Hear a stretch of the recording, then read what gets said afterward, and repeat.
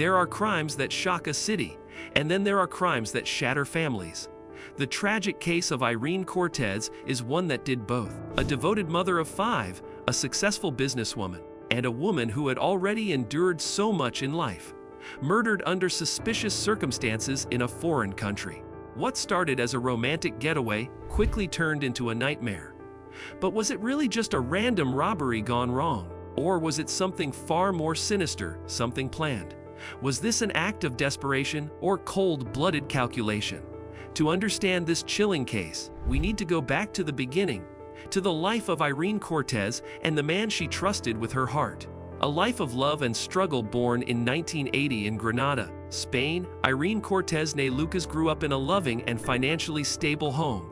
Her family owned a small business, and while tragedy struck early with the passing of her father, her mother Maria Lucas stepped up, expanding the business and raising her 3 children with strength and pride. Alongside her brother Pedro, Maria ensured that Irene and her siblings never lacked for love or opportunity. Irene was vibrant, sociable, and striking in appearance. She fell in love young, married quickly, and by age 17, was already a mother. 2 years later, she had her second child. Despite the challenges of young motherhood, Irene stayed determined. With the strong support of her family, she continued her education and remained ambitious. In the early 2000s, Irene and her husband relocated to Malaga, a resort city known for its nightlife and tourism. There, they launched a small disco bar, which rapidly grew into a popular and successful nightclub. Life, for a moment, was good. They had their 3rd child, the business was thriving, and the future seemed bright. But that light dimmed quickly. Her husband was arrested for drug trafficking and sentenced to 5 years in prison. While serving his sentence, he died under unclear circumstances. Irene, just 25, was left to raise 3 children on her own. She didn't crumble. Instead, she rose again, just like her mother had years ago. Enter Farid Henosaurus. In 2005, Irene hired a new waiter named Farid Henosaurus. Born in 1976 in Colombia, Farid had moved to Spain in search of a better life. He was quiet, hardworking, and seemed dependable. Irene noticed his dedication, and more than that, she found herself drawn to him romantically.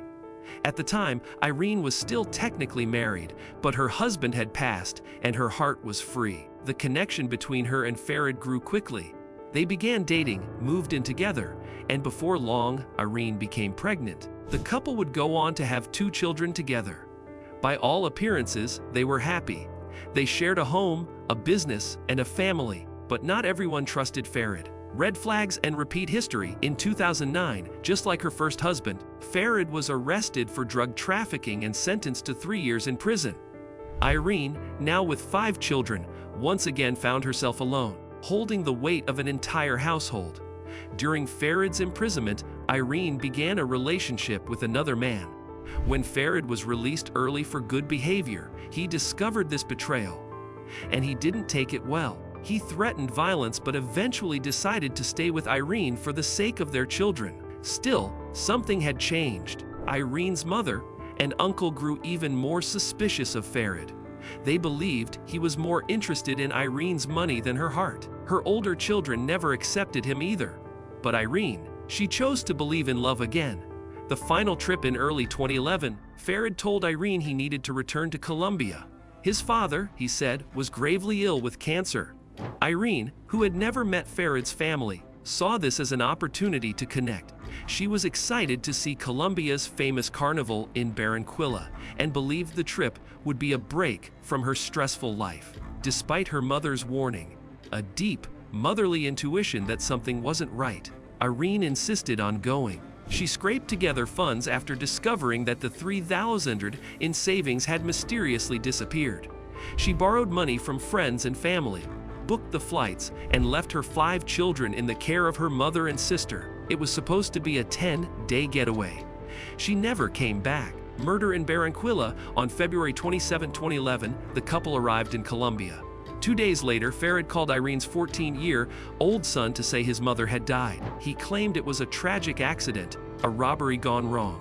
According to police, Irene had been killed during a robbery at a nightclub.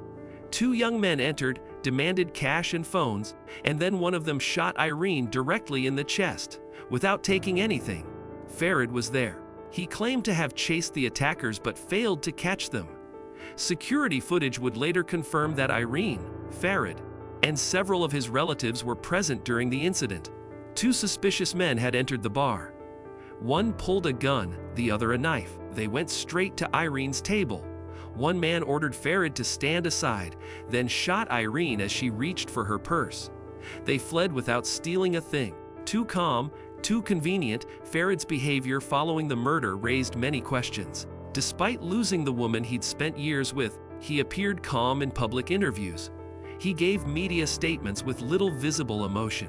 Why had he called a teenage boy her son, instead of her mother or uncle? And why had he insisted on going to that particular bar late at night? The alarm bells were getting louder.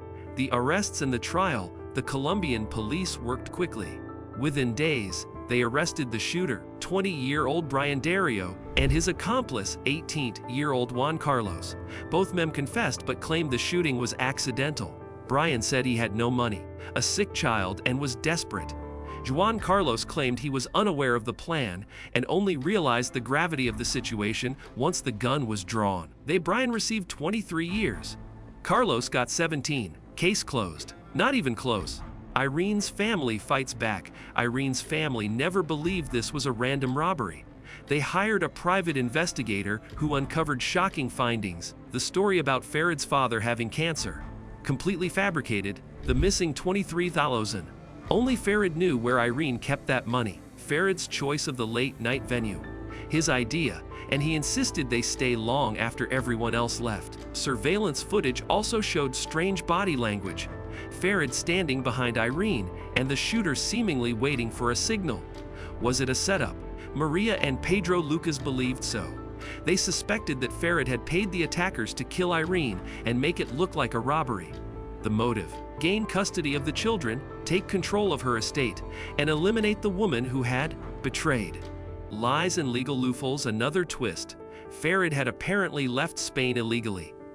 Recently released on parole, he wasn't allowed to travel. To get to Colombia, he used forged documents, potentially implicating him further. After the murder, Farid didn't return to Spain immediately. He said he feared retaliation. He filed for a protective order to attend Irene's funeral, but it was denied. Her funeral went ahead without him. He later claimed Maria and Pedro were threatening his life. They, in turn, demanded justice. Loose ends and lingering doubts in follow-up investigations. Colombian authorities questioned whether Farid had hired the killers. Brian Dario denied any connection. He insisted the shooting was a terrible accident. But his story raised even more suspicions. He said strangers donated money for his child's treatment after hearing his story. But Irene's family believes the stolen $3,000 was the real funding, paid in advance by Farid. Was Brian covering for someone? Was he promised help in exchange for silence? The aftermath: Farid eventually returned to Spain after securing legal protection. He gave interviews, claiming innocence and demanding access to his children, but by then, he had lost everything: his job, his passport, and the support of friends. Maria and Pedro gained full custody of the children and successfully prevented Farid from gaining control over Irene's estate. Court battles dragged on, accusations were thrown, but no new evidence emerged. The court never charged Farid with murder. Still, for Irene's family, justice remains unfinished. Was Irene Cortez murdered by strangers, or by someone who knew her better than anyone else? The answers remain buried beneath lies, grief, and a family once whole was left forever broken. If this story left you stunned, please consider liking the video and subscribing to our channel. We bring you real, compelling true crime documentaries every week. Stay sharp, stay safe, and remember, sometimes the person you trust the most is the one you should fear.